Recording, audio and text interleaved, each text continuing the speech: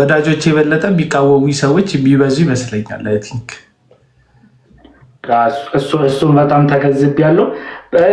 ለመጀመሪያ ግን እንዲሁ ዝም ብለን ለመጀመሪያ ያክል ብዙ ሰዎች ያንተን እውነተኛ ስም ብዙ የሚያውቁ አይመስለኝም። እዚህ ላይ የተለመደው ያንተ ስም በአቤል አቡና ነው እና አቤል አቡና ትክክለኛ የመታወቂያ ስሙ ማን ነው? አቤል በሬቻ።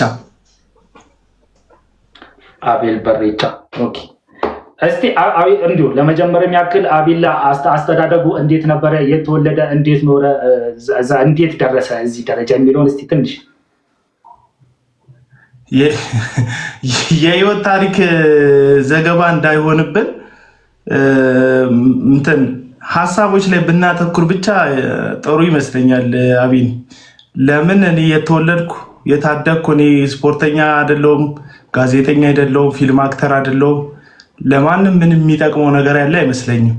ሰዎች አይ ቲንክ በማነሳቸው ሀሳቦች ነው ሰዎች የሚያውቁኝ እና ከማነሳው ሀሳብ አንጻር ጥያቄዎች ቢቀርቡልኝ እና የማነሳቸውን ሀሳቦችን ሰዎች ማይመቻቸው የሚመቻቸውን ሀሳቦች ላይ ብቻ ብናጠነጥን ጥሩ ይመስለኛል። ምናልባት የተወለድክ እንትን አልክ ምናምን ስሞት መታችሁ ቀብር ቦታ ላይ የምሰሙት ታሪክ ይሆናል። በዚህ ቦታ ተወለደ ምናምን እሱንም እኔ ስለማኖር ቀብር አስፈጻሚዎቹ የሚነግሯቸው ነው የሚሆነው እና ቢኒ እንዳይደብርክ ግን ይህንን ስመልስልክ እኔ ይገባኛል እንዲሁ ለመነሻ ያክል። እሺ ግን የመጀመሪያው እንግዲህ ሰው ስለ አቤል ምናምን ነገር እንትን ሲል ብዙዎቹ ተቃዋሚዎች ምንድን ነው የሚሉት? አቤል አቡና አሁንም አልተለወጠም፣ ከጫትና ከሱስ ከምናምን ነገር አልወጣም፣ በዛው ማንነት ነው ያለው፣ እንደውም ጌታን መቀበል አለበት። በአንዳንድ ሰዎች የሆነ ነገር ሲጀምሩ አቡና ጌታን መቀበል አለበት እና ጌታ እንዳስቀበል ምናምን ነገር ብሎ ይጀምራሉ። አቡና አልተለወጠ ወይም ደግሞ ጌታን አልተቀበለም ብለህ ራስን እንደዛ ታስባለህ ወይስ ለእነዚህ ሰዎች ምን መልሳለህ? ለውጥ ሰዎች የሚፈልጉት ለውጥ እነሱ በሚደግፉት ድጋፍና እነሱ ትክክል ያሉትን ነገር ከመቀበል ጋር ተያይዞ ስለሆነ ነው እንደዚህ አይነት ክስ የሚከሱኝ። አንዳንድ ሰዎች የያዝኩትን ሀሳብ ራሱን ችሎ ሀሳቡን እንትን ቻሌንጅ ማድረግ ስለማይችሉ ማነሳቸውን ፖይንቶች መቃወም ስለማይችሉ የግድ እኔ ማነሳቸውን ሀሳቦች ሰዎች እንዳይቀበሉኝ ጌታን አልተቀበለም፣ አልተለወጠም፣ የትናንት ህይወቱ ላይ ነው ያለው ማለት አስፈላጊ ነው። ገባክ?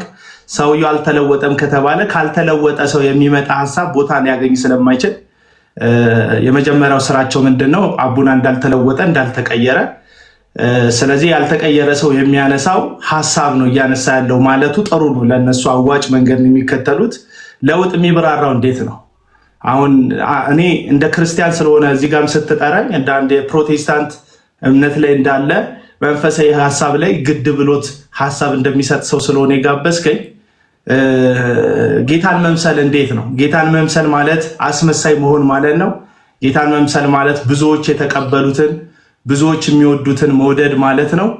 ጌታን መቀበል ማለት በጣም ብዙ ተከታይ ላላቸው ሰዎች ሎሌ መሆን፣ ለነሱ ማደግደግ፣ ለነሱ ማጨብጨብ ነው ጌታን መቀበል ማለት እንጂ አሁን እንደዛ ብለው ለሚተረጉሙ ሰዎች ልክ ነው።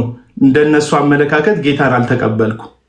የእውነት ግን ጌታን መቀበል ማለት ለሰዎች ሳይሆን ለማይታየው አምላክ መታመን፣ ለእግዚአብሔር ቃል ታማኝ መሆን፣ ማንም ሰው ከእግዚአብሔር ቃል ስልጣን በታች ነው ብሎ ማሰብ ከሆነ ግን እንደኔ የተለወጠ ሰው ያለ አይመስለኝም በዚህ 6 ዓመታት ውስጥ። ምክንያቱም ታማኝነቴ የመጀመሪያው ለእግዚአብሔር ቃል እንዲሆን ነው የምጥረው። የማንንም ግለሰብ ለማስደሰት ደፋ ቀና አልልም። የእግዚአብሔርን ሐሳብ፣ ቀጥተኛ ሐሳብ እንደ እግዚአብሔር ቃል በገባኝ መጠን አስተላልፋለሁ። ምክንያቱም ፕሮቴስታንት ነን እኛ። ፕሮቴስታንቶች መጽሐፍ ቅዱስ ብቻ ብለን ስናበቃ ነብይ ብቻ የሚሉ ሰዎች ጌታን አልተቀበልክም ይሉኛል። ሐዋርያ ብቻ የሚሉ ሰዎች ጌታን አልተቀበልክም ይሉኛል። ፓስተር ብቻ የሚሉ ሰዎች ጌታን አልተቀበልክም ይሉኛል። ለምን? የነሱ የሚከተሏቸውን ወይም የሚያደገድጉላቸውን ሱፍ ለባሽ ጠንቋዮቻቸውን በአንድም በሌላ በሐሳብ ስለምሞግት ለነሱ ጌታን መቀበል ማለት ለነዛ ሰዎች ታማኝ መሆን ስለሆነ ጌታን አልተቀበለም አልተለወጠም እዛው ህይወት ላይ ነው ብለው ይከሱኛል። በሚከሱበት በአንዳቸውም ነገር ግን ከወሬ በስተቀር ማስረጃ ከስም ማጥፋት በስተቀር ተጨባጭ ነገር እንደሌላቸው ልነግርህ እወዳለሁ። የሚሉኝ ሰዎች ትክክለኛ በዛ መንገድ ብቻ ካልሆነ በስተቀር የኔን ሀሳብ መሞገት የሚችል ሰው የለም። ምክንያቱም ተጨባጭ ሪያሊቲ ነዎችን ነው ማነሳው፣ ተጨባጭ እውነታዎችን፣ ተጨባጭ የእግዚአብሔርን ህዝብ የመሸወድ ህዝብን የማቄን ራስን የማበልጸግ በሐሰት ራስን ትልቅ አድርጎ የመሳል ጌታ ኢየሱስን ሳይሆን ራስን ኪስን የማደለብ አገልግሎት የሚያገለግሉ በሱፍና በከረባት የተደበቁ እኔ ስጠራቸው ጠንቋይ የምላቸው ወይም ሐሰተኞች የምላቸውን ግለሰቦች የሚከተሉና ለነሱ እጣን የሚያጫጭሱ ሰዎች ናቸው እንደዚህ አይነት ክስ የሚከሱኝ። መብታቸው ነው መክሰስ። እኔ ግን 6 ዓመት ሆኖኛል። 6 ዓመት የሆነኝ ጭሰቴን ከተወኩ ነው። ድሮ አጨስ ነበር። እኔ ነኝ የነገርኳቸው። በነገር ላይ አሁን አንተ ከማን የሰማከው እንደማጨስ? ከነዚህ ሰዎች ከራሴ የሰማ ከራሴ የሰማ አጨስ ነበር ብዬ ነገርኳቸው እኔ ነኝ። እቅብ ነበር ብዬ ነገርኳቸው። ፓፈል ነበር ብዬ ነገርኳቸው እኔ ነኝ። ከዛ ደግሞ ታውኩኝ ብዬም የነገርኳቸው እኔ ነኝ። ያንን ስነግራቸው ጌታ ይመስገን ጌታ ለወጠው እግዚአብሔር ነካው ያሉኝ ሰዎች የሆነ የሚወዱትን አካል ስነካ አልተለወጠም የሚል ስም ማጥፋት ዘመቻ ይዘው ነው። እሺ ሌላ አንድ ጥያቄ ቀረበልኝ። ምንድነው መሰለህ አቤል አቡናን እንግዲህ አብዛኞቻችን የምናውቀው በመልካም ወጣት ነው። መልካም ወጣት ላይ ወጥተህ እንደተቀየርክ ህይወት እንደተስተካከለ ያንዴ በጣም መነጋገሪያ ነበረ። እስካሁንም መነጋገሪያ ነው ያ ጉዳይ እና አቤል አቡና ያኔ ተለውጫለሁ ያለበት መልካም ወጣት አሁን መልካም ወጣትን ከሚቃወሙ ሰዎች አንዱ ነው እና መልካም ወጣት አሁን በፊቱ መልካም ወጣት ምን ሆነ? ያሁኑ መልካም ወጣት ምን ሆነ? በዛ አሁን የሚቃወመው ከበፊቱ ጋር ልዩነት ስለሆነ ነው የትኛው ነው ትክክል የሚለው? ለምንድን ነው የተለወጠበትን ነገር የሚቃወመው ብሎ በደንብ ተጠይቃል። ከዚህ በፊት አንድ የጻፍኩት ጽሑፍ አለ። መልካም ወጣት እኛን ከሱሰኝነት አንዳንዶቻችንን ከሱሰኝነት ሲያወጣ ዮናታን አክሊሉን ደግሞ ከድህነት አውጥቶታል ብዬ ፖስት አድርጌያለሁ። እዚህ ሶሻል ሚዲያ ላይ ስለሆነ ያለው እንትን የለው የተለወጥ ነው። ሁላችንም የጋራ ነው ለውጥ። ሂዱና የ2009 የ2010 የ2011 ዓመትን የመልካም ወጣት ፕሮግራም ላይ ያለውን ዮናታን አክሊሉና አሁን ያለውን ዮናታን አክሊሉን ተመልከቱት። ስለዚህ እየተቃወምኩ ያለሁትኝ እዛ ቦታ ላይ ሄጄ ሱሴን አልተውኩም ሳይሆን እያልኩ ያለሁትኝ እዛ ቦታ ላይ የመስቀሉ ወንጌል የለም ነው እያልኩ ያለሁትኝ። እዛ ቦታ ላይ ንግድ ነው ያለው። ያ ደግሞ የገባኝ ሱሴን ስተውን ገባ።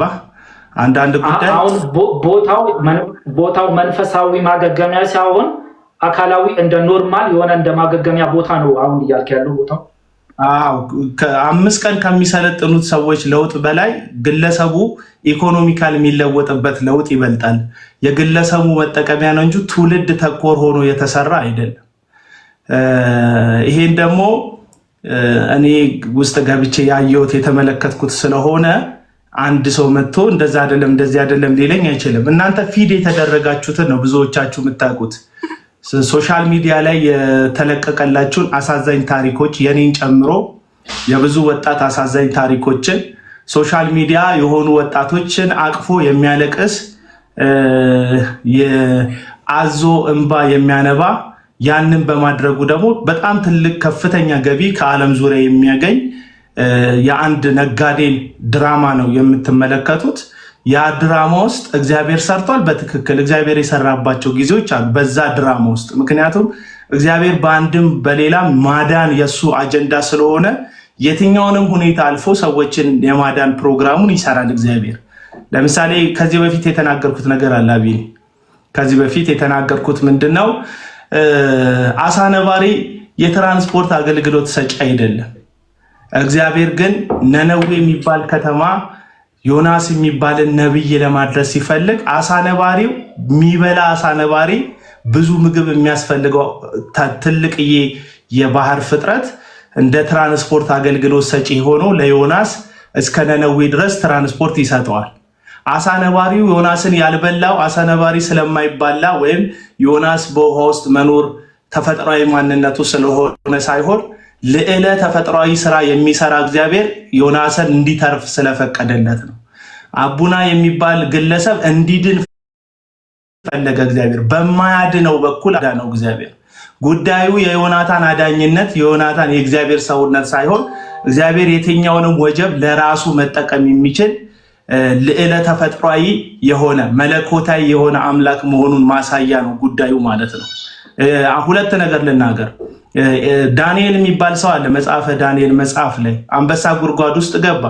አንበሳ ጉድጓድ ውስጥ ገብቶ አንበሶቹ ያልበሉት ስላራባቸው ወይም ቬጂቴሪያን ሆኖ ሳይሆን እግዚአብሔር መልአኩን ልኮ የአናብስቶቹን አፍ ስለዘጋለት ነው። እና አንበሳ የማይባላና የሚያኖር ስለሆነ አይደለም። በዛ ቦታ ላይ አንበሳው ዳንኤልን ያልበላው እግዚአብሔር አንበሳው ዳንኤልን እንዳይበላ ስለከለከለው ነው። እና ሁልጊዜ አንበሳ እኮ ሰው አይበላም የሚል ትምህርት ከዚህ ነገር ተነስተ አትሰራም፣ ትምህርት አትሰራም። ሁልጊዜ ተነስተ አሳ ነባሪ እኮ ትራንስፖርት አገልግሎት ይሰጣል የሚል ትምህርት አትሰራም። ከዮናስ መትረፍ ጋር አያይዘህ ታሪክን ማለት ነው። እግዚአብሔር ሲያዘው አሳ ነባሪው ትራንስፖርት ይሰጣል፣ አንበሳው ትራስ ይሆናል። ስለዚህ እግዚአብሔር ሲያዘው ማንም ይታዘዛል። ነገርየው ግን በቀጥታ እግዚአብሔርን እየታዘዘ የሚኖር ነው ማለት አይደለም። ስለዚህ በዮናታን በኩል ምልክት ሰጥቶ አቤል አቡና የሚባል ልጅ ከሱስ ወጣል። ኦፍኮርስ ዮናታን ግን የእግዚአብሔር ሰው ነው ወይ ብትለኝ አይደለም። እንደ ዳንኤል አንበሳ ያልበላኝ እንዳይበላኝ ያዘዘው አምላክ ስለነበር ነው እንጂ በላተኛ ስላልሆነ አይደለም እያልኳችሁ ነው። ስለዚህ ዮናታን ድብን ያለ የቃለ እምነት አስተማሪ፣ ሐሰተኛ ኑፋቄን የሚያስተምር ራሱን በወንጌል ስም የሚያበለጽግ ሐሰተኛ አስተማሪ። አቡና ከዚህ ላይ ጨምርልኝና አሁን ዮናታን አክሊሉ ለአንተ ሐሰተኛ ነብይ ነው ወይስ ሐሰተኛ አስተማሪ ነው ወይስ ደግሞ እንደ ቢዝነስ ሰው ነው የምታየው? ዮናታን ሶስቱንም መሆን የሚችል ነው። ይሄ የሐሰተኞች ማንነት ነው። የመጀመሪያው ዮናታን የሚታወቀው ነብይ ዮናታን በሚል ነው። እነ ሱራፌል፣ እነ መስፍን በሹ፣ እነ እዩ ጩፋ በጣም ስማቸው በገነነበት ጊዜ ላይ አዋሳ ገብቶ ነብይነት አዋጭ ቢዝነስ እንደሆነ ሲገባው ዮናታን ነብይ ነኝ ብሎ ነው የመጣው።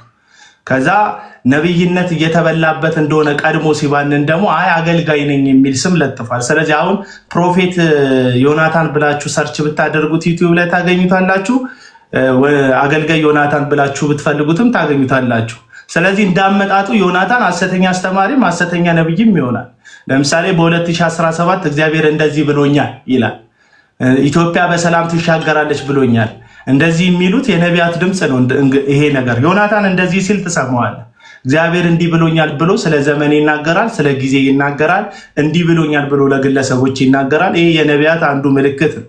ከዛ ደግሞ መጽሐፍ ቅዱስ ደግሞ ከፍቶ ያስተምራል። ስለዚህ ዮናታን በየጊዜው ራሱን የሚቀያየር ዋና ታርጌቱ ግን ንግድ የሆነ ሐሰተኛ አስተማሪ ሲለው ሐሰተኛ ነብይ ነው። ታርጌቱ ግን የመጨረሻ አልቲሜት ጎሉ ግን ነጋዴነት ነው። ይህ ደግሞ በሁለተኛ ቆሮንቶስ ምዕራፍ 11 ላይ ምን ይገርማል፣ ሰይጣን ራሱ የብርሃንን መልአክ እንዲመስል ራሱን ይቀይራል ይላል መጽሐፍ ቅዱስ ሲናገር። ምን እንዲመስል? የብርሃን መልአክ። አገልጋዮቹም የጽድቅ አገልጋይ እንዲመስሉ ራሳቸውን ይለውጣሉ። ምኖቹ? አገልጋዮቹ።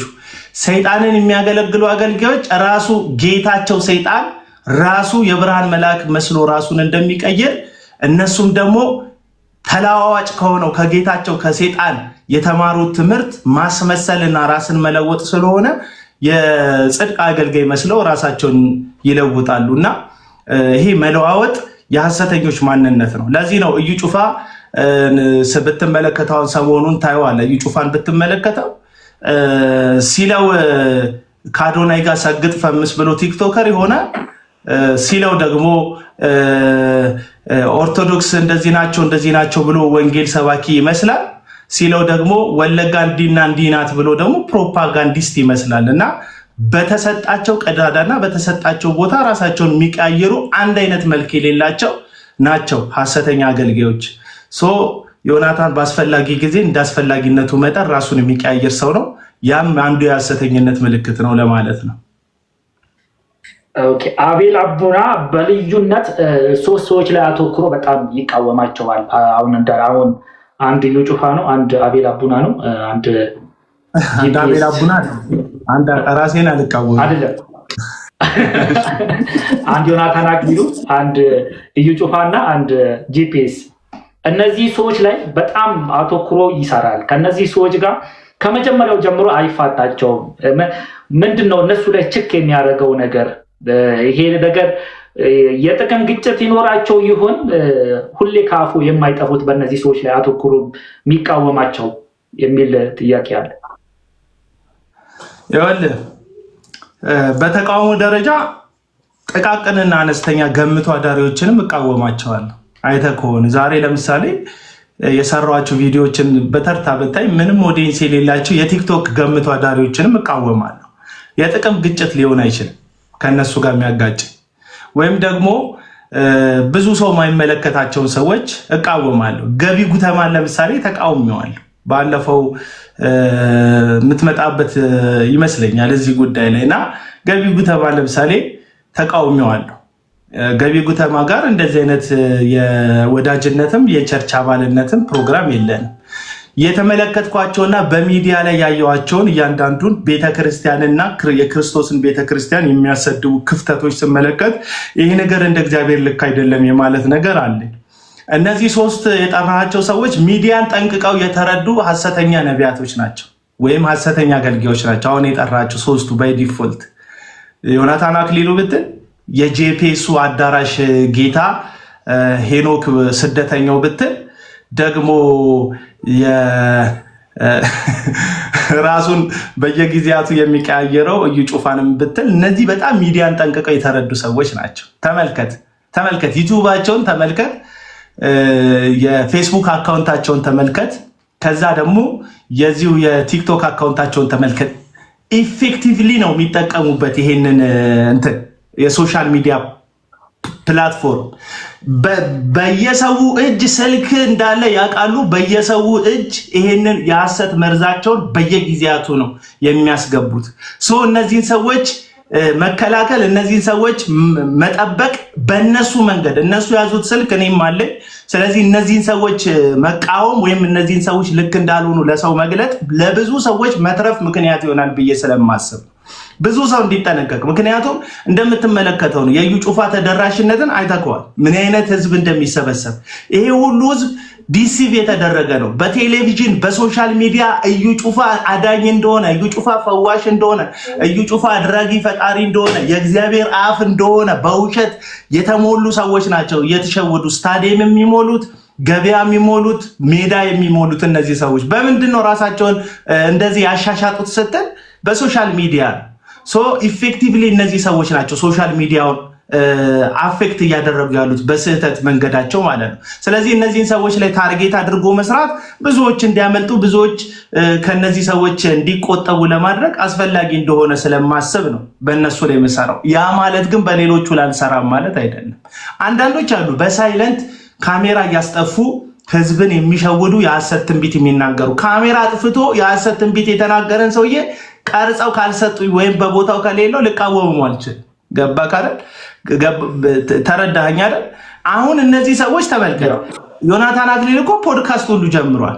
ምን ያህል ሶሻል ሚዲያ ኢፌክቲቭ እንደሆነ አንደርስታንድ ያደርጋል። ስማርቶች ናቸው እነዚህ ሶስት ግለሰቦች።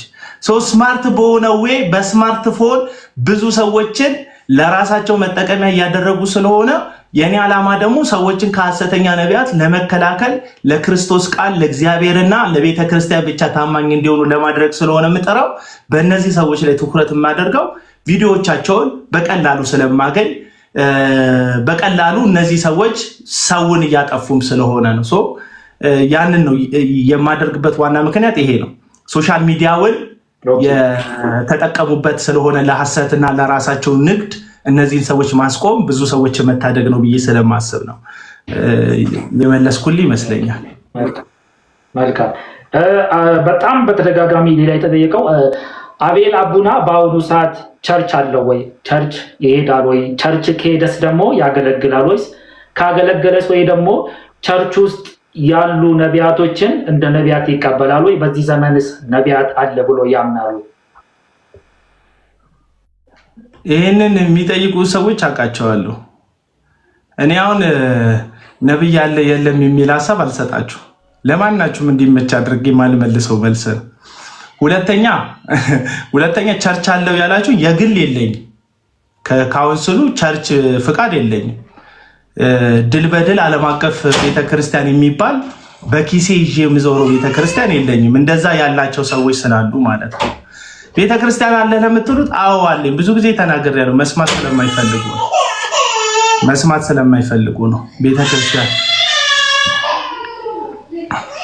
ቤተክርስቲያን እንዳለኝ ማለት ነው። መስማት አይፈልጉም። ቤተክርስቲያን አለኝ። ቤተክርስቲያን ታገለግላለህ? አላገለግልም።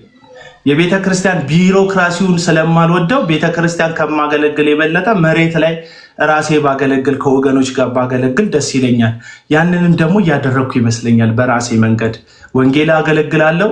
እዚሁ በሶሻል ሚዲያ ደግሞ አገልግሎት አፍተሮል ሰዎችን መድረስ ከሆነ አዳራሽ የሚሰበሰቡ እሁድ የሚሰበሰቡ ሰዎችን እየጠበቁ ከማገልገል የበለጠ በሶሻል ሚዲያ ሰኞም ማክሰኞም የፈለግኩት ሰዓት ላይ ልቤ በሞላ ሰዓት ገብቶ ማገልገሉን ምርጫ አድርጌዋለሁ። ይሄ አገልግሎት አይደለም ካላችሁ ደግሞ በቃ የሚያገለግሉት ሁሉም ሰዎች አገልግሎቱን ያቆሙና እኔም አብሬ ያቆማለሁ። ሐሰተኛ ነቢያትና ነቢያት አሉ የሉ የምትሉትን ነገር እኔ ልጠይቃቸው። አሁን ባለፈው ሳምንት አንዱ ነቢይ ያለው ተፈጸመ ይላል። አንድ መስካሪ ከአዳሚ ያለ እና ከአዳሚው ምን ይላል? ነቢይ ከሌ የተናገረው ትንቢት ተፈጸመ። ከ6 ወር በፊት ዘይት ይወደዳል ብሎ ነበረ። ይኸው እንዳለው ዘይት ተወደደ አለ። ዘይት ያልተወደደበት የታሪክ አጋጣሚ አለ ወይ ኢትዮጵያ ውስጥ? እያንዳንዱ ዓመት ላይ እያንዳንዱ ዘመን መለወጫ ላይ ሁል ጊዜ አድ ይደረጋል። ገንዘባችን የመግዛት አቅሙ ባነሰ ቁጥር ከውጭ የሚመጡ እቃዎች፣ የእህል ምርቶች፣ እያንዳንዱ ነገሮች ይጨምራሉ እና እንደዚህ አይነት ያሉ ትንቢቶች ነው የምንመለከተው። አሁን እነዚህ ሰዎች የሚከተሏቸው ሐሰተኛ ነቢያቶች ተፈትነው የወደቁ ናቸው አብዛኞቹ።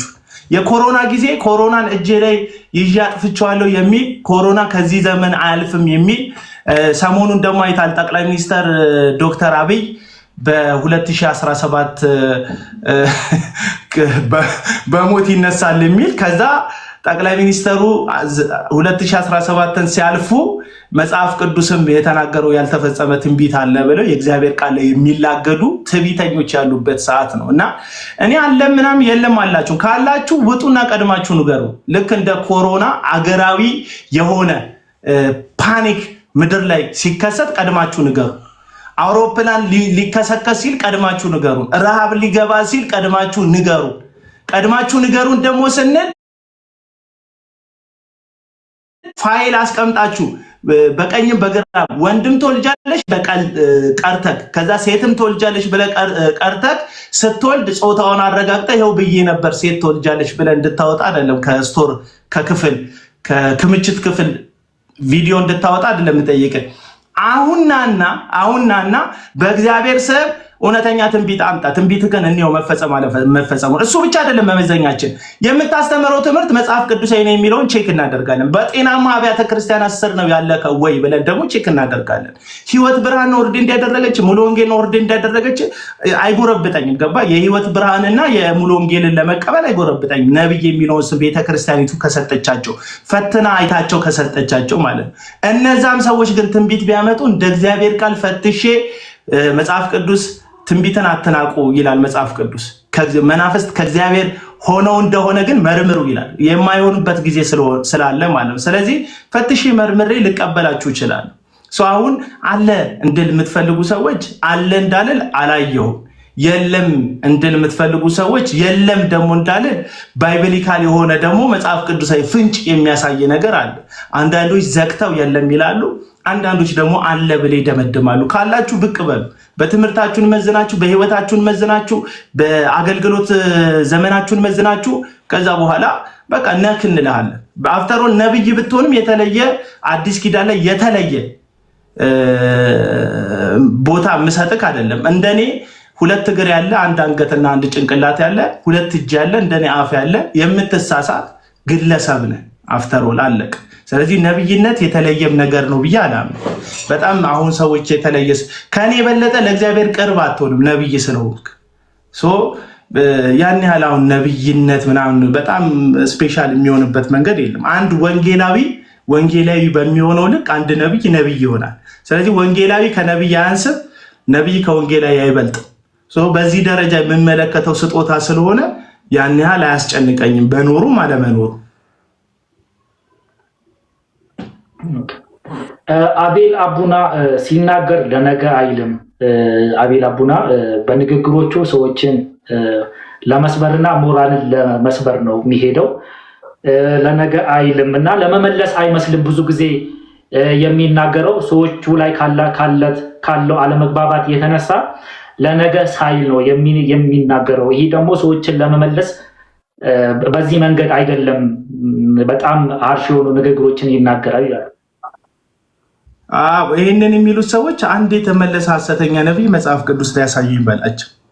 የሚመለሱ እኮ እኔ ምን ነብይ እዩ ጩፋ ይመለሳል ብዬ ነው እንዴ የምናገረው? ተቀልዳለን። ዮናታን አክሊሉ ይመለሳል ብዬ እንዳወራልህ ነው። አሁን ስለ ዮናታን አክሊሉ ስህተት ስነግርህ ዮናታን ተጸጽቶ ይመለሳል ምናምን በቃ የንስሐ ፍሬ ያፈራል ብዬ ነው የምናገረው? እንዴት ነው እምነቴን እስካሁን ድረስ ያላወቃችሁት ነው የምላቸው። እነዚህ ሰዎች ሐሰተኛ ነቢያት አይመለሱም። አንድ ጥያቄ ለጠያቂው መልሼ ልጠይቅልህ።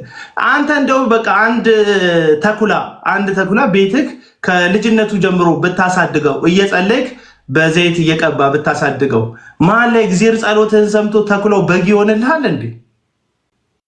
ይሆንልሃል? አቢኒ ሎጂካል ጥያቄ ነው የጠየቁት። ተኩላ በጸሎት በግ ይሆናል ወይ? አይሆንም። እነዚህ ሰዎች ተኩሎች ናቸው። በጸሎት በምክር በጋ እናደርጋቸውም። በቃ ከቤተ ክርስቲያን ተነጥለው ሐሰተኝነታቸውን አውቀን ከነዚህ ሰዎች ሸሽተን ቤተ ክርስቲያንን ከነዚህ ሰዎች አደጋ መጠበቅ ነው እንጂ ያለብን ይለወጣሉ ይቀየራሉ የሚባል የውሸት ትምህርት ነው። ይሄ ትምህርት የነቀለም ወርቅ አይተፍሱ ትምህርት ነው። እንዲለወጡ እንዲመለሱ እንደ ክርስቶስ ላይ የሳተ ህዝብን የሚያስት የተሳሳተ ይመለሳል። ይኸውላችሁ የተሳሳተ ሰው ይመለሳል። አንድ ግለሰብ ድንገት ሲያስተምር ቢሳሳት ይቅርታ ጠይቆ ይመለሳል። አንድ ሰው ድንገት በኃጢአት ቢወድቅ በንስሐ ይመለሳል። አንድ ሰው ድንገት ቢደክም በመበርታት ይመለሳል። የወደቀ ሰው በመነሳት ይመለሳል። ምንም እንደዛ አይደለም። እነዚህ ሰዎች አሳቾች እንጂ ተሳሳቾች አይደሉም። አሁን ስለ አሳቾች ነው እያወራን ያለነው፣ ስለተሳሳቱ ሰዎች አይደለም የምናወራው። አሳች ዲያብሎስ ተመልሷል እንደ ወዳጆች። ዲያብሎስ ከርሞ እንደነ ሚካኤል ቅዱስ መልአክ መሆን ይችላል እንዴ? አይችልም። ለዘላለም ነው በአንተና በሴቲቱ በዘርህና በዘሯ መካከል ጠላትነትን አደርጋለዋል። አለቅ። እግዚአብሔር ነው እኮ ጠላትነትን ያደረገው በዲያብሎስ። እነዚህ ሰዎች የዲያብሎስ እና የገንዘብ ባሪያዎች ናቸው እንጂ የእግዚአብሔር ባሪያዎችም አይደሉም። አፍተሮል እና የማይመለሱ እንደሆኑ ስለማቅ እንዲመለሱ አይደለም የምናገረው። ልክ አንድ እረኛ በጎቹን ሊወስድበት ተኩላ ሮጦ ሲመጣ በያዘው ዱላ በቻለው መጠን ተኩላውን ሰብሮ በጉን ለማዳን እንደሚጥረው በቻልኩት መጠን ባለኝ አቅም፣ ባለኝ ጉልበት፣ ባለኝ ኃይል እነዚህን ሰዎች ማለት ፊዚካሊ አይደለም እያወራ ያለሁት መንፈሳዊ በሆነ መንገድ ግን ከህዝቡ ላይ ሰብሬ በጎቹ እንዲድኑ ለማድረግ ጥረት የማደርገው። ስለዚህ ይህንን ልመልስላቸው። አንድ እረኛ ለበጎቹ ያለው ታላቅ ፍቅር የሚገለጠው ለተኩሎች ባለው ታላቅ ጥላቻ አለቅ። ስለዚህ እረኛው ይወደኛል የምትለው ተኩሎቹን ሲጠላልህ መጽሐፍ ቅዱሳዊ የሆነ እውነት እየነገርኳችሁ እንደሆነ ነው ማሰቡ። ስለዚህ እነዚህ ሰዎች ጭራሽ አሪዎስ ተመልሷል እንዴ በታሪክ ውስጥ? ንስጥሮስ ተመልሷል እንዴ በታሪክ ውስጥ? ተመልሷል እንዴ እነዚህ ሰዎች በታሪክ ውስጥ? አልተመለሱም እኮ ከቤተ ክርስቲያን ኮሚኒኬት ነው የተደረጉት። ሐሰተኛ አስተማሪዎች በኔቸራቸው የሚመለሱ አይደሉም። ወይ በእንትናቸው በስህተታቸው ጸንተው ሞትን ራሱ ይቀበላሉ እንጂ ለስህተታቸው ብለው እንጂ ፍጹም ተመለሱ የሚል መጽሐፍ ቅዱሳዊ አንድ ጥቅስ የሚያሳየኝ ሰው የለም። እና ለዛ ነው እነ ዮናታን ቪዲዮ ሲሰራባቸው ምንም መጽሐፍ ቅዱስ የሆነ ስራ ከኔ የተሻሉ የሚባሉ ሰዎችም በመጽሐፍ ቅዱስ ሲያስረዷቸውም አንድ ቀን ተመልሰው የማያውቁት እና አትልፉ። እኔ ሐሰተኛ ነቢያትን ለመመለስ አይደለም እየጣርኩ ያለሁት። ሳያውቁ በእነሱ እየተበሉ ያሉ ምስኪን የእግዚአብሔር በጎችን ወደ መንጋው እንዲመለሱ ወደ ነፍሳቸው እረኛ ወደ እግዚአብሔር እንዲመለሱ ለማድረግ ነው ጥረት እያደረግኩ ያለሁት ለማለት ነው። እሺ አቤል አቡና ብዙ ጊዜ ሰዎችን ይቃወማል፣ በመቃወም እንደዚህ በጣም ይሞግታል። ነገር ግን እሱን የሚሞግቱ ሰዎችን አይወድም። ከነሱ ጋር አላ ጥሩ ነገር አይፈጥርም። ከነሱ ጋር እንደዚህ ለመግባባት አይሞክርም። ለዚህ ደግሞ እንደ ማስረጃነት አንድ የሚቃወመውን ልጅ ከዚህ በፊት መንገድ ላይ ለድብድብ ተጋብዞ ነበረ። ሊመታው ሞክሮ ነበረ። እንደውም አንዳንድ ሰዎች እንደው ቡጢ ተዘናዝረው ነበረ። ያካብዱት ይሁን አይሁን አላውቅም። እና አቤላ ሰዎችን ይቃወማል እንጂ እሱን የሚቃወሙ ሰዎችን ሲያገኝ አካላዊ እርምጃ እስከመውሰድ ድረስ ይደርሳል። አካላዊ እርምጃ በወስድባቸው ኖሮ እንደዚህ አያደርጉም ነበር። እውነቱን ለመናገር እስከ መውሰድም ብነሳ ይህን አልንተን አይልም። ይሄ አሁን የምትለው ልጅ የሰፈር ልጅ ነው እና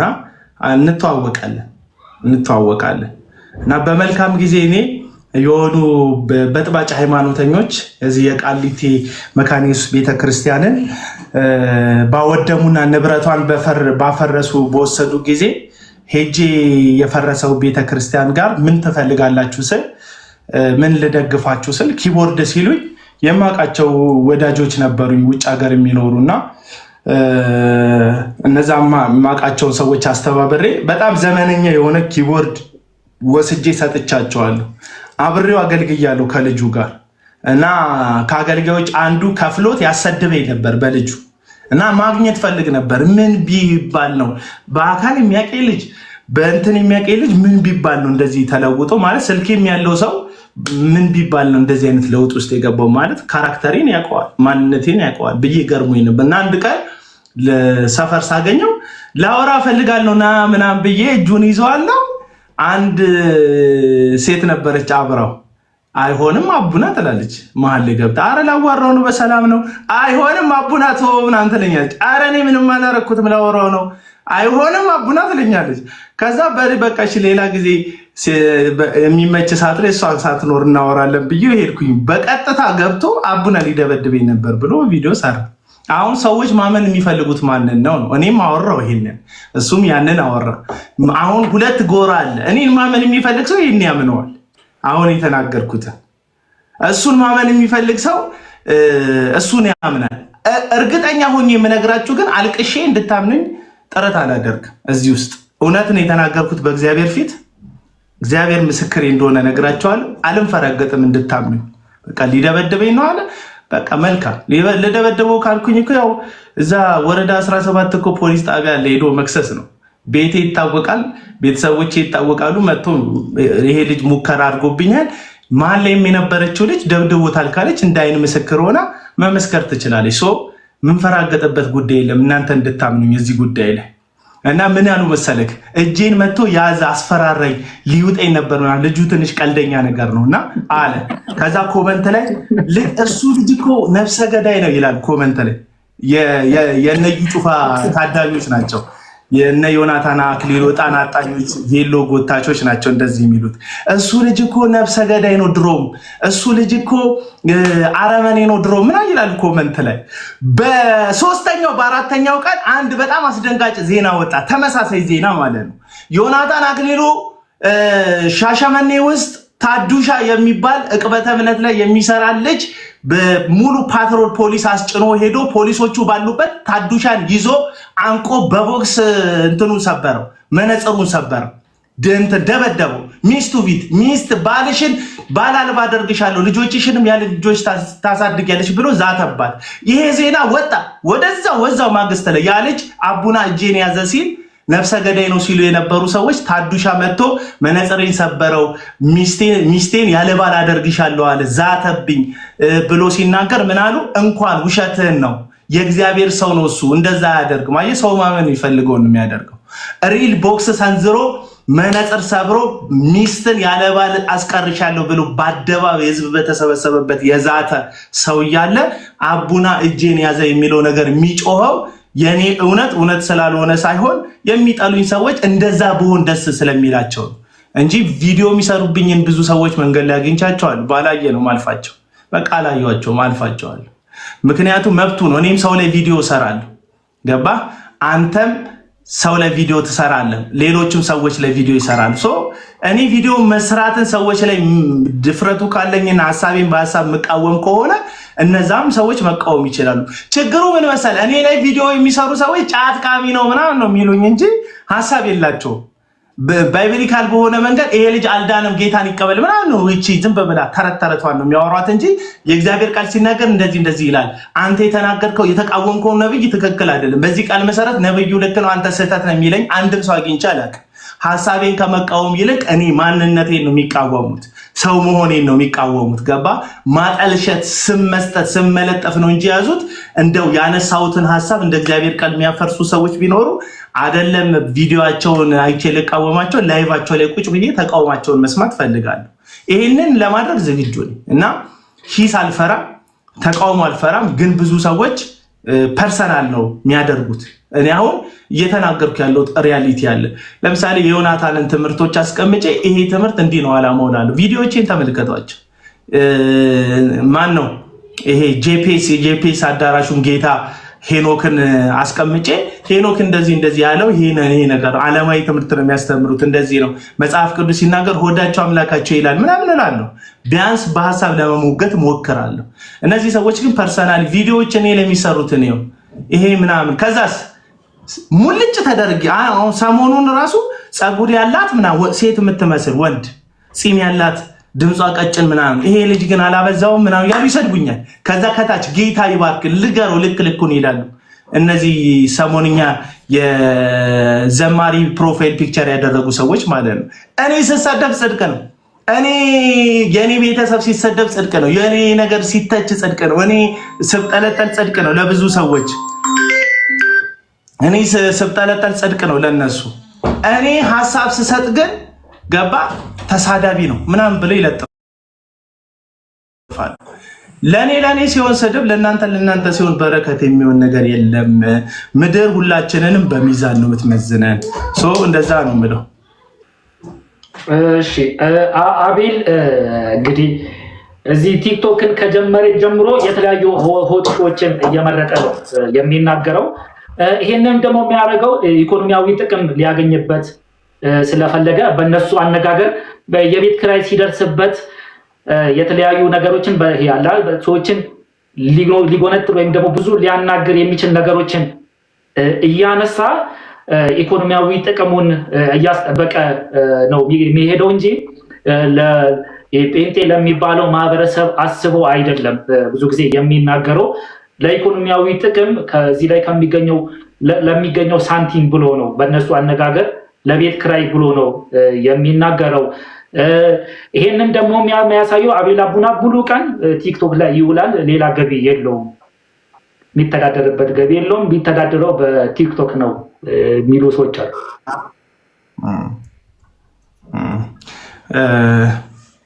ጥሩ ነው። ቲክቶክ ላይ የሚተዳደሩ በጣም ብዙ ሰዎች አሉ እና እኔም ተዳደሬ ከሆነ በጣም የሚገርም ነገር አይደለም በነገራችን ላይ። እና ምን ይጠበስ ነው የምላቸው እንደዚህ ላሉ ሰዎች ምን ይጠበስ። ቲክቶክ ላይ የሚተዳደሩ በጣም ብዙ ሰዎች ቲክቶክ ላይ የሚተዳደሩት በጣም ትልልቅ ጌመሮች፣ እናንተ የምታደቋቸው ሰዎች ምናምን ቲክቶክ ላይ ተጥደው ነው። እኔ በነገር ላይ የሆኑ አጀንዳዎች ሲኖሩኝ ይገባለሁ እንጂ ብዙ ላይፍ ገቢም አይደለሁም። አጀንዳ ሲኖረኝ ይገባለሁ። ማስተላለፍ የምፈልገው መልእክት ካለ እገባለሁ። ማስታወቂያ አልሰራም እዚህ ቲክቶክ ላይ። በጣም ብዙ በሚባል ደረጃ ጊፍት የሚሰጠውም ሰው አይደለሁም። ምንድን ነው ገቢው ነው ወይስ ቲክቶክ ጀርመን ነው? ቪዲዮ ስፖስት ይከፍላል እንደ አንተ አቤኔዘር በጣም ብዙ ነው ፖስተው ፎሎወር። ስለዚህ በፖስት ይከፍለኝ ላይቭ ነው ሊሆን የሚችለው አይደል? መተዳደሪያ ሊሆን የሚችለው ላይቭ ነው። ስለዚህ ላይቭ ላይ ደግሞ መተዳደሪያ እንዲሆን በጣም ብዙ ጊፍት ማግኘት አለብን አይደል? አትሊስት ምንድነው ታዲያ መተዳደሪያ ምንድነው መተዳደሪያ የሚሆነው ይሄ ነገር? እኔ አሁን ቲክቶክ ከመኖሩ በፊት በህይወት ያልነበርኩ ሰው የሚያስመስሉ ሰዎች አሉ። ገባ? መኖር የጀመርኩት የዛሬ 4 እና 5 ዓመት ቲክቶክ የሚባል አፕ ስልካችን ላይ ዳውንሎድ ሲደረግ እኔም ከሱ ጋር አብሬ ዳውንሎድ የሆንኩ የሚመስላቸው ሰዎች ናቸው እንደዚህ የሚሉት። አቤል አቡና የሚባል ልጅ ቲክቶክ ከመኖሩ በፊት ነበር። አሁን ቲክቶክ ቢዘጋ ኖሩ ይቀጥላል። ቤተሰቡን እያስተዳደረ ይቀጥላል። የኔ ገቢ የሚጨንቃችሁ የዘይት ሻጮቻችሁን ገቢ እያደረግኩ ስለሆነ እንደሆነ አይኑ ይገባል። እንደዚህ የሚጨንቃቸው ጥያቄ የሚልኩት ሰዎች እስቲ ያቸው ሪፖስት ያደረጉትን ያቸው አቢኒ ሜሴጃቸው ውስጥ ገባና ሪፖስታቸውን ያው ወይ የሄኖክ ተከታይ ወይ የዮናታን ተከታይ ወይ የታምራት ታረቀኝ ተከታይ ወይ የመስፍን በሹ ተከታይ ወይ የቀለሙ ወርቅ አይተንፈሱ ተከታይ ዘሴም ነው። ስፒሪቱ በነገር ላይ አንድ አይነት መንፈስ ስለሆነ ነው። ወይ የሱ ተከታይ ወይ የዳግማዊ ጥላውን ተከታይ ምናምን የሰሞኑኛዎች ናቸው እነዚህ ሰዎች ማለት ነው። ስለዚህ እነዚህ ሰዎች በሚያኖር እግዚአብሔር አያምኑ።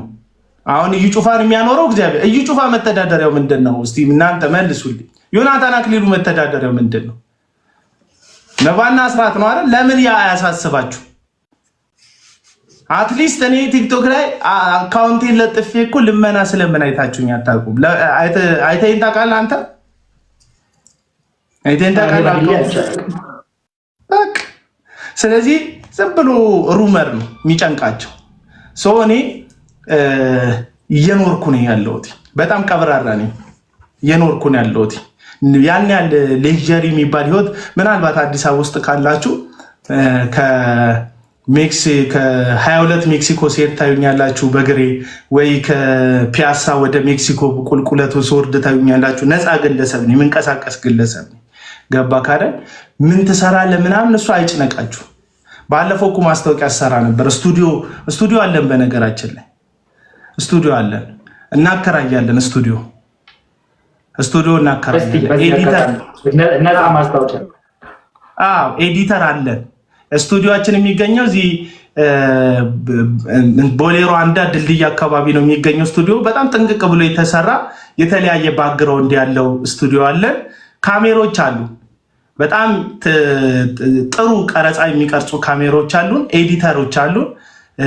መታችሁ በፈለጋችሁ ሰዓት በሰዓት መቀረጽ ትችላላችሁ። እኛ ስቱዲዮ መታችሁ የፈለጋችሁት ኮንቴንት ካላችሁ ሀሳብ ኖሯችሁ ዝግጅት ኖሯችሁ ግን የምትቀረጹበት ቦታ ከሌላችሁ በሰዓት ነው የምናስከፍለው። መታችሁ ስቱዲዮአችንን ተጠቀሙ። ከዛ አቤል አቡና በምን እንደሚተዳደር ታያላችሁ። እሱም ሳይኖር በፊት ግን እየኖርኩ ነበረ። ያው እሱ ሲመጣ አይደለም መኖር የጀመርኩት ልላችሁ ፈልጌ ነው። እና ያን ያህል ብዙ አትጨነቁ፣ አይጥበባችሁ አይጨነቃችሁ ለማለት ነው። አንድ ያልጠበቅኩት ጥያቄ ተጠይቀሃል እና እንደ ሰሞኑ አለ አይደል ለአርቲስቶች መኪና እየተገዛ እንዳለው አይነት እንቅስቃሴ ለአንተም ተጀምሮ ነበር አንድ ሰሞን አሉ። መኪና ሊገዛ እንደነበር እንዴ? አቤል እንቅስቃሴ ተጀምሮ ነበር። አንድ የወንጌል ስርጭት ይሄ ወጣንና ወንጌል ስርጭት ወደ ደቡብ ኦሞ አካባቢ ወደ ዳር አካባቢ ጠረፍ አካባቢ ወጣን እና ወተን እንትን አደረገ። ወንጌል ስርጭት ሄድና በዚህ ጉዞ ላይ 2 መኪኖች ተከራይተን ነበር እና ሁሌ ወንጌል ስርጭት ስትወጣ ሰው ስትይዝ የመኪና ታወጣለ፣ ነዳጅ አለ። ያው መኪና ተከራይተ ታውቃለህ። ወደ ክፍለ ሀገር ሄዳችሁ በግሩፕ ምናምን የምታውቁ ከሆነ መኪና ትከራያለ፣ የነዳጅ ታወጣለ። ከዛ በኋላ ደግሞ የማደሪያ አለ በየመንገዱ። ከዛ የማደሪያ ብቻ አይደለም፣ ምግብ ቲሙ ምግብ መመገብ አለበት። በኦክሲጅን ብቻ ሰው አይኖርም፣ ይበላል ይጠጣልና ያንን ሁሉ ወጪ እያወጣን እየሄድን ነበር እና እንደ ወዳይ ስታወራ ለዚህ የወንጌል አገልግሎት መኪና ያስፈልጋል ብያለሁ መሰለኝ በጨዋታ መካከል። እና አፍተሮል ግማሾቹ በገንዘብ ተገዙ። ዳግማዊ ጥላውን የሚባል ዘማሪ በገንዘብ ገዛቸው ግማሾቹ። አቤኔዘር አለ ተቋርጧል። አይ ቲንክ አለው ሰማለሁ።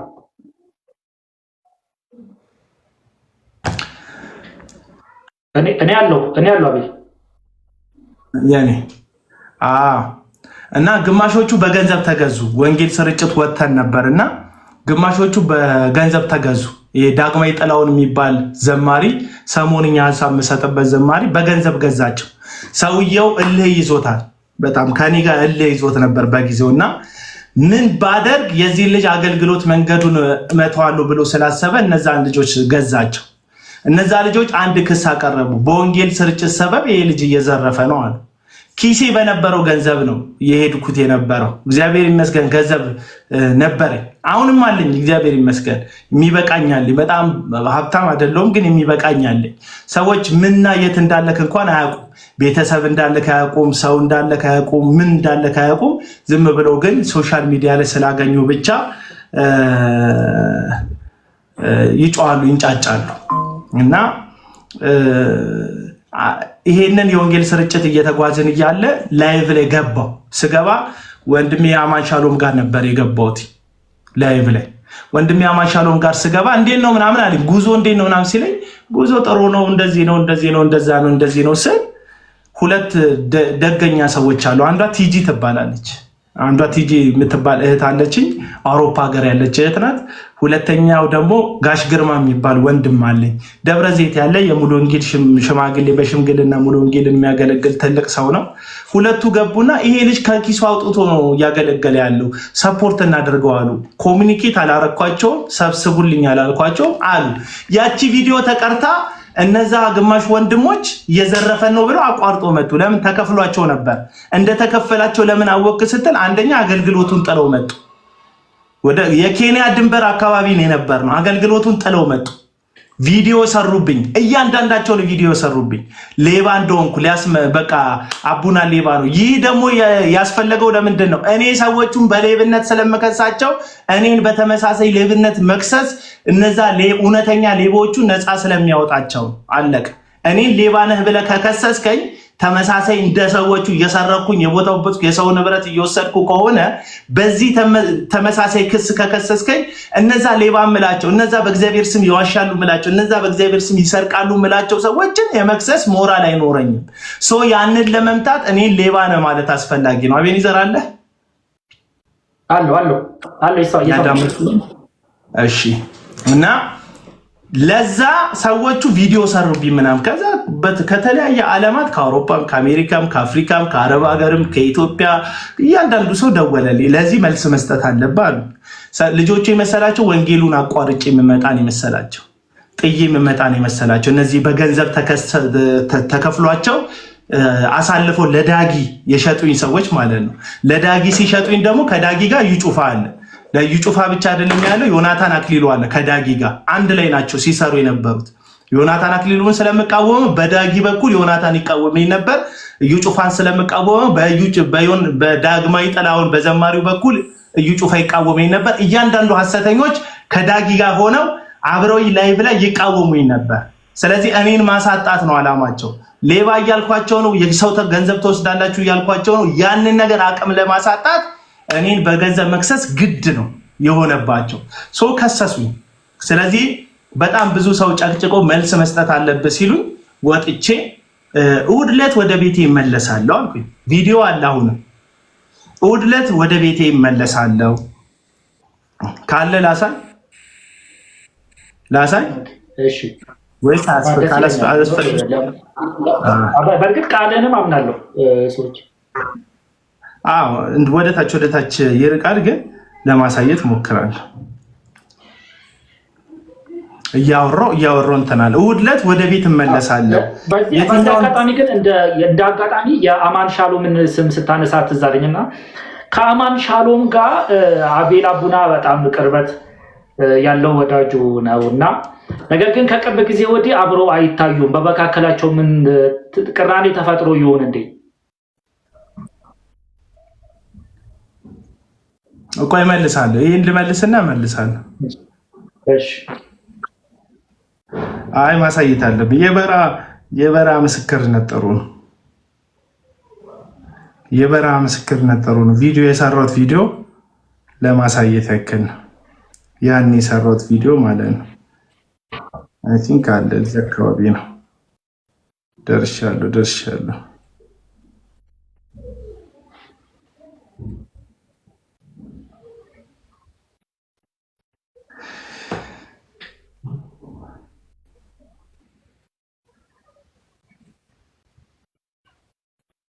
ይሄው እንግዲህ አንድ 3 ቪዲዮዎች በእኔ ላይ ያነጣጠሩ ተመልክቻለሁ። በዛም ቪዲዮ ላይ ብዙ ሰዎች ሜንሽን አድርጋችሁኛል። ደግሞ ከተለያየ ዓለም ዙሪያ ላይ ወዳጆቼ የሆናችሁ ሰዎች ደውላችሁ ይሄ ነገር ምንድን ነው መልስ ስጠን፣ አብሮ ከሄዱ ልጆች እንዲና እንዲህ ከሰው ካል ብላችሁኛል። እኔም ክሱን አድምጫለሁ።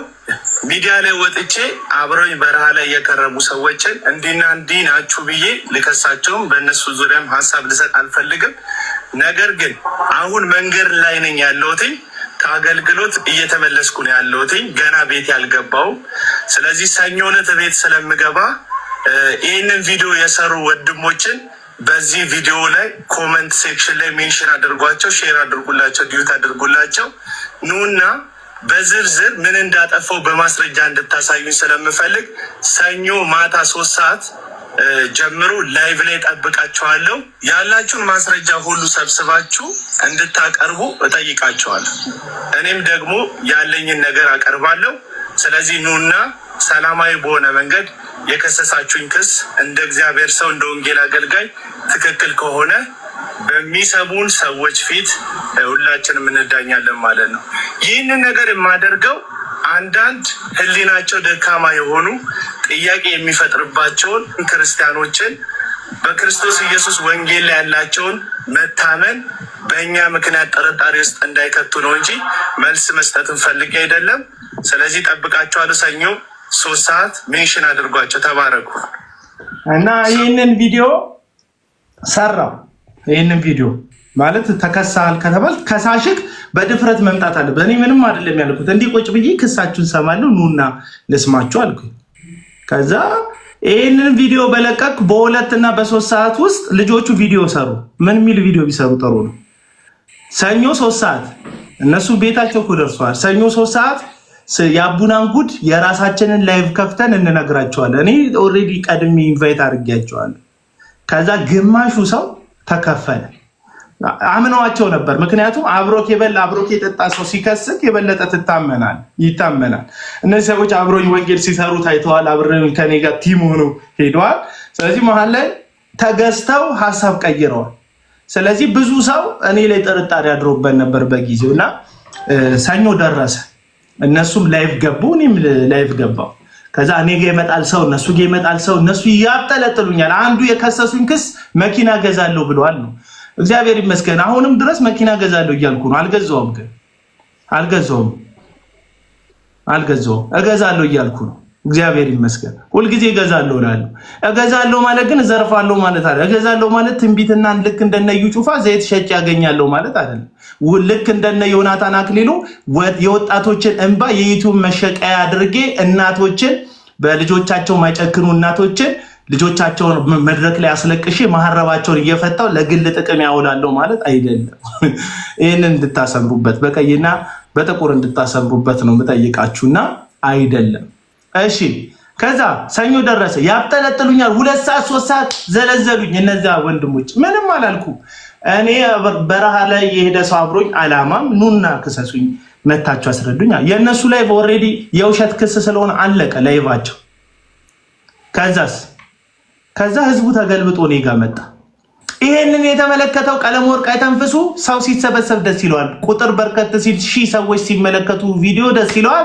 ገባና ልጁን ዝም ብለው በሐሰታው የከሰሱት እሱ ወንጌል ሰባኪ ነው ምናምን አለ። ስሜት የሆነ የባንክ አካውንትን አውጣልኝ።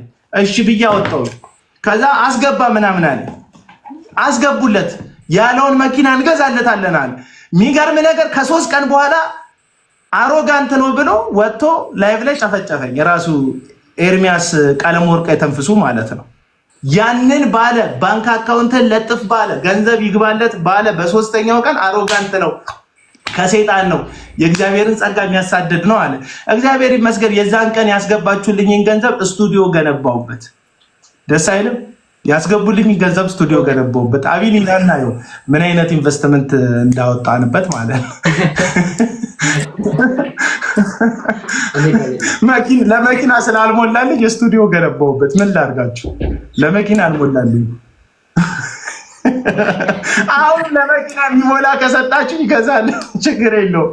ግን እኔ ለእኔ ስትገዙልኝ አውሮፕላን በእንትኑ ታገኛላችሁ ምናምን አልልም። ሪያሊቲው ነው የምነግራቸው። የዛን ጊዜ ብር ሰጡኝ። የዛን ጊዜ የሰጡኝ ገንዘብ ጥሩ ነው። በጣም ከተለያየ ዓለም ላይ በቃ የባንክ አካውንት የተጨናነቀ ነው። ጭው ይላል። ከዚህም ጭው ይላል። እግዚአብሔር ከ3 ቀን በኋላ የሚሰድበኝን ቀለም ወርቅ አይተንፍሱ ተጠቀመበትና የዛን ቀን ገንዘብ ተሰበሰበ ማለት ነው። እግዚአብሔር ይመስገን ቢያንስ ነርቬ ታሟል ብዬ አይደለም የሰበሰብኩት። እግዚአብሔር ይመስገን ቢያንስ ቸርች ልገነባ ነው ብዬ አይደለም የሰበሰብኩት። እኔም ሰብስቡልኝ ብዬ አይደለም፣ እራሱ መጥቶ ነው።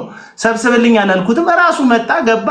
ይሄ ልጅ ወንጌል ሰባኪ ነው ምናምን ብሎ ገንዘብ አሰባሰበልኝ ማለት ነው። እግዚአብሔር ይመስገን ኢንቨስት ያደረኩት ለግሌ አይደለም።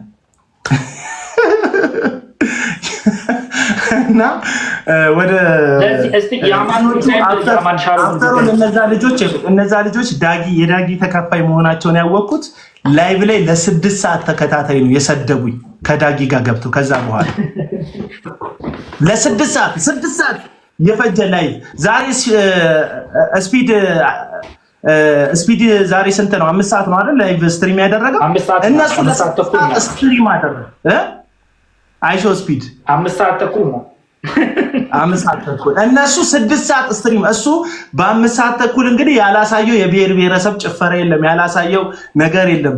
ችግኝ ተክሏል፣ እንትን ቴክኖሎጂ አይቷል፣ የሆኑ ሰዎችን ተገናኝቷል፣ የሆነ የባህል አዳራሽ ውስጥ ገብቶ ጎብኝቷል ምናምን በጣም እሱ ያን ሁሉ አድርጎ እሱ ያን ሁሉ ያደረገበትም ቁጭ ብለው አቤል አቡና በፕሮግራሙ ሰዓት ላይ አይጸልይም ነበር ይላሉ። አይጸልይምና ክሱ አይጸልይም ነበር፣ መኪና ይገዛሉ ይል ነበር፣ አሮጋንት ነበር ምናምን ይላሉ። እና መጨረሻ ላይ ምን አለ? እነዚህ ልጆች አለ በረሃ ቆይተው ስለመጡ ከአገልግሎት ስለመጡ እነዚህ ልጆች ለምን ገንዘብ አንሰጣቸውም ማለትና አይ ቲንክ 150 ሺህ ብር ቃል ተገባላቸው። መጨረሻውን ስሰማ የተላከላቸው ገንዘብ እርስ በርስ አጣልቷቸው ተለያዩ። ልጆቹ ገንዘብ የሚወዱ ስለነበሩ በገንዘብ ተጣሉ። በዳግማዊ ጥላሁን በላከላቸው ገንዘብ እርስ በርስ ተፋሽተው ተለያዩ ማለት ነው። ይሄው ዳግማዊ ጥላሁን የዛን ጊዜ ላይ ትሪፕ ነው የሄድከው፣ ኦሞ እኮ ማለት እኮ ቅርብ ነው፣ አንተ የሄድክበት ቦታ እኮ መዝናኛ ነው። ሌሎች አፍሪካዎች እና ሌሎች አሜሪካኖች አውሮፓኖቹ ሲመጡ በቁምጣ ምናምን የሚዝናኑበት ትሪፕ የሚሄዱበት ቦታ ነው እንጂ ሄድከው አገልግሎት አይደለም የሄድከው ያለው ያው ዳግማዊ ጥላሁን የዛን እነዛን ልጆች ግን ሰብስቦ እናንተ አገልግሎት ነው ሄዳችሁታል። አብረን ነው የሄድነው ገባ። አብረውኝ የሄዱ ልጆች ለእኔ ትሪፕ ሆኖ መንገዱ ለእነሱ ደግሞ አገልግሎት ሆነ። አይታል ምን አይነት ፍርደ ገምድልነት እዚህ ሚዲያ ላይ እንደሚሰጥ በዛ ነው እንትን ያለው። ወደ አማንሻሎም ስለ አማንሻሎም ጠይቀኛል አይደል? ያ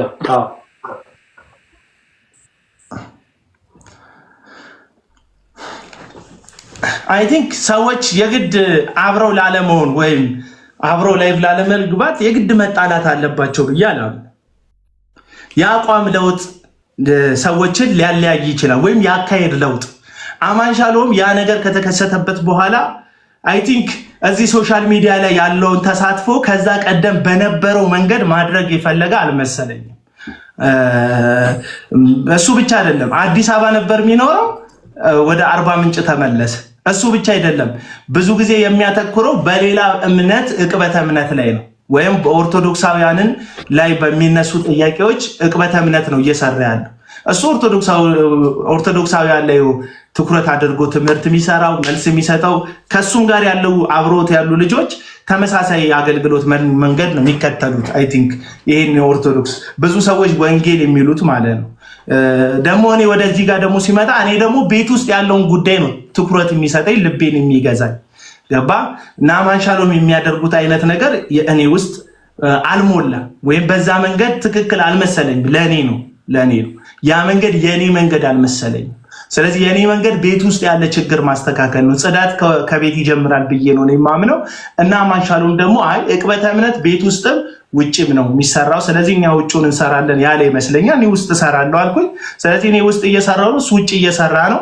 የስራ ልዩነት አለን እንጂ አልተጋጨንም። አሁንም በውስጥ በኩል ቴክስት እንደራረጋለን፣ ቪዲዮ ሼር እንደራረጋለን፣ ሪፖስት አድርግ ምናምን እንለዋለን። አንዳንድ ቪዲዮዎችን ሪፖስት አድርግ፣ በተለይ የመስቀል ሚዲያ ፕሮግራሞች ሲኖሩኝ መስቀል ሚዲያ የሚል ቻናል አለ።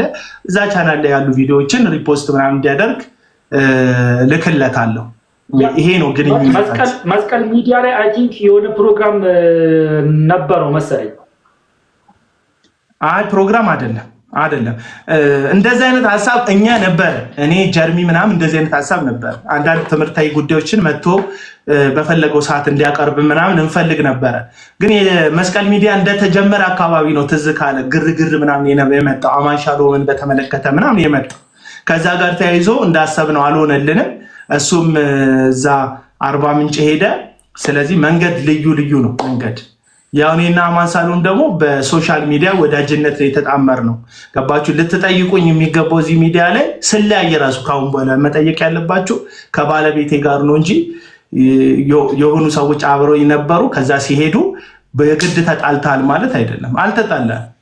እኔና አማን ሳሎን ልንጣላ የምንችልበትም ግራውንድ የለም። ምናልባት አሳዝኘው ሊሆን የሚችልበት ነገር ሊኖር ይችላል።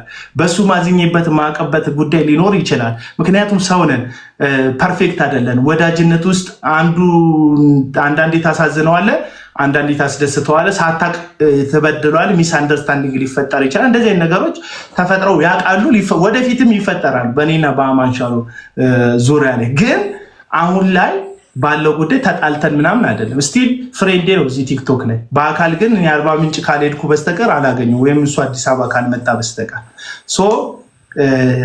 ካያችሁት ብዙ ጊዜ አማን ሳሎን እንደ ድሮ ሀሰተኛ ነቢያት ላይ ምናምን ብዙ አስተያየት አይሰጥም። ካያችሁት ትምህርታዊ ጉዳይ ላይ ነው የሚያተኩረው። የኦርቶዶክስ እምነት ዕቅበተ እምነት ላይ እና እዚህ ውስጣዊ በሆነ ትምህርቶች ላይ ነው የሚያተኩረው። ያ የአማን መንገድ ይመስለኛል። ይሄ ደግሞ የኔ መንገድ ነው። ስለዚህ መንገዳችን አቤል አቡና ከቅርብ ጊዜ ወዲህ ኦርቶዶክስን ይቃውማል ወይም ደግሞ በአንተ አጠራር ይሳደባሉ ብሎ የሚያስባቸው ሰዎች ጋር በጣም ተጣልቷል፣ ቅራኔም ፈጥሯል። ይሄ አካሄዱ እዚህ አሁን ጥሩ አገላለጽ ሜቢውን እጩ ኦርቶዶክስ እየሆነ ነው ወይ? አቤል አቡና ከነዚህ ሰዎች ጋር ከዚህ በፊት እጅና ጓንቱ ይሰራ ነበረ። አዎ ይኸውልህ አሁን አንዳንድ ሰዎች ኦርቶዶክስ ሊሆን ነው ጫፍ ላይ ደርሷል ምናምን ይሉኛል።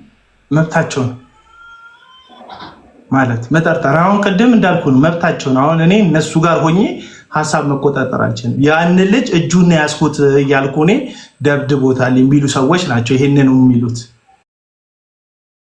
ገባ? ስለዚህ አሁን እነሱ እንዴት አሰቡ እንዴት ተጨንቋል ምናምን እንትን የሆነ ጊዜ ላይ ምን ገባኝ መሰለ መንገዱ ልክ አይደለም።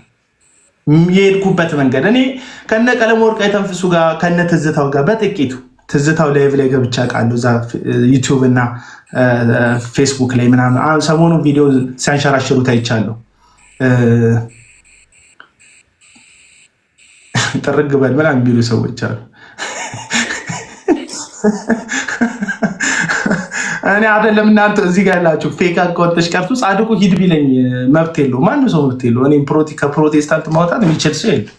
እንደ እግዚአብሔር ቃል ያልሄድኩበት ጉዳይ ካለ እንደ እግዚአብሔር ቃል ቻሌንጅ ታደርገኛለህ ምናምን ይሄ ልክ አይደል። ዲሲፕሊን የምታደርገኝ ጉዳይ ካለ በአጥቢያ መተህ ዲሲፕሊን የምታደርገኝ ካለ ታደርገኛለህ። ከዛ ውጪ ውጣልን ሂድልን ምናምን የምትለኝ እናትና አባት ቤት አልመጣሁም፣ ወይም ሚስት ያለችበት ባልሽ ያለበት ቤት አልመጣሁም። ያለሁት ቤቴ ነው። እያየኝ ያለው በሞባይልክ ነው። እያየኝ ያለው በሞባይል ውስጥ በአንተ ሞባይል አይደለም። ማፍተር ይሄን መልእክት እያስተላለፍክ ያለሁት በሞባይል ማስተላለፈውን መልእክት ሞባይል ላይ አግኝታው ነው እያየኝ ያለው። ሰው ሂድልን ጠፋልን ምናምን ማለት አትችልም። እና ወደ ሀሳቤ ስመጣ ምን ገባኝ፣ ልክ አይደለም ጉዳዩ። ስታዩ በጣም ጥላቻ ተያይዟል። ኦርቶዶክስና ፕሮቴስታንት የሶሻል ሚዲያውን ማለት መሬት ላይ እኮ እነ ጻድቁ ምናምን እኮ የሃይማኖት ጉዳዮች ምናምን ያሉት ሙስሊሙም፣ ኦርቶዶክሱም፣ ካቶሊኩም፣ ፕሮቴስታንቱም አብረው በሚጸልዩበት ጸልየው አብረው ተመግበው ተመካክረው ምናምን አብረው ይለያያሉ መሪዎቹ። እዚህ ያለ ምዕመን ግን በቃ ይፈሳፈሰዋል ነው ምን ይፈሳፈሰዋል። እና ሳይታወቅ እዚህ ቲክቶክ ላይ አክራሪነት ገብቷል። ኦርቶዶክሱን ፕሮቴስታንት ጠል እንዲሆን ተደርጓል። በአጋጣሚ ፕሮቴስታንቱም ኦርቶዶክስ ጠል ሆኗል። ስለዚህ ኦርቶዶክሳውያንን መናደፍ፣ ኦርቶዶክሳውያንን የሚያጥላላ የቀልድ ቪዲዮ መስራት፣ ኦርቶዶክሳውያንን የሚያዋርዱ ሾርኔዎች መናገር፣ ኦርቶዶክሳውያንን በተቻለ መጠን አታክ ማድረግ የወንጌል አርበኛ ያስብላል በዚህ በኩል። በዛም በኩል ደግሞ ስትሄድ ፕሮቴስታንትን ልክልኩን መናገር ልክልኩን ማስታጠቅ አርበኛ ጀግና አንበሳ ያስብላል። ይሄ የሃይማኖቱ መካረር ያፈጠረው እኔ ፕሮቴስታንቱ በኦርቶዶክሱ አይን ስቷል የሚባልበት ትምህርት እንዳለ ሆኖ የሚያምነው መስቀል ላይ የሞተውን ኢየሱስ ነው ብዬ ነው ማስበው። ኦርቶዶክሱ በፕሮቴስታንት አይን ተሳስቷል ተብሎ የሚታማበት የሚነገርበት የትምህርት ክፍተት አለባቸው ተብሎ የሚነሳባቸው ጥያቄ እንዳለ ሁሉ ግን የሚያምኑት መስቀል ላይ የሞተውን ኢየሱስ ነው ብዬ ነው ማስበው። ሶ መንገዱ ልክ አይደለም፣ ያስፈራኛል። አንዳንድ ጊዜ እየሄድንበት ያለው ጉዳይ ትዝ ይላል። ያቺ ምስለ ስዕል የቀደደችው አለች ትዝ ይላል። እንደዚህ ጨምድዳ ስሜታዊ የሆነ ላይቭ ላይ ተለቆ ምንድነው የሆኑ ቤቷ ድረስ አፍተሮል ሄደዋል ሰዎች ኳኳኳኳ ለሃይማኖታቸው የቀኑ ሰዎች ኳኳኳኳ። ስለዚህ እኔ አሁን ስጋቴ ነገና ከነገ ወዲያ ይሄ የጥላቻው ጡዘት ከሮ ሁለት መስቀል ይዘናል የሚሉ ቤተ እምነቶች የብዙ ሰው ቤት እንዳይንኳኳ ፈራል። በዚህ አካሄድ ገባ። ኢትዮጵያ በብዙ መንገድ የተፈተነች ሀገር ናት። በፖለቲካው ተፈትናለች፣ ስቲል አለች። በብሔር ጥላቻ ተፈትናለች። አንዱ ብሔርን እንዲጠላ ትርክት እየተሰራ ብዙ ሰዎች እንዲጠላሉ፣ ኦሮሞ አማራውን እንዲጠላ፣ ትግሬው ከአማራው ጋር፣ ትግሬው ከኦሮሞ ጋር፣ አማራው ከትግሬ ጋር፣ ኦሮሞ ከትግሬ ጋር እንዲጠላሉ ብሔር ከብሔር ሶስቱን የምጠራው በዋነኝነት ነው እንጂ ወደዛ ወደ ውስጥ ስገቡ አንዱ ከአንዱ ጋር እንዲጣላ ሲዳማና ወላይታ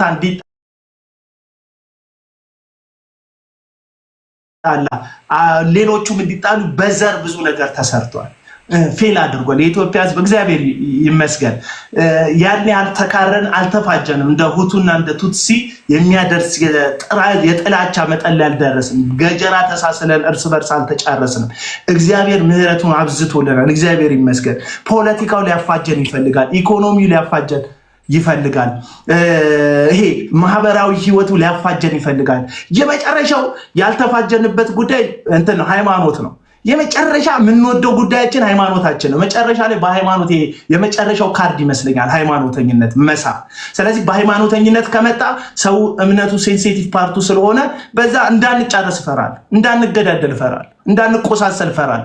በተለይ ደግሞ ውጪ ሆነው የሚያባሉን ኦርቶዶክሳዊ መምህራን የሚባሉ ከሀገር ውጭ ያሉ መምህራን ኃላፊነት የማይወስዱ ከሀገር ውጭ ያሉ ፕሮቴስታንት አስተማሪዎች የሚወረውሯቸው የጥላቻ ንግግሮች እርስ በርሳችን እንዳጫርስን ስጋት አለብኝ።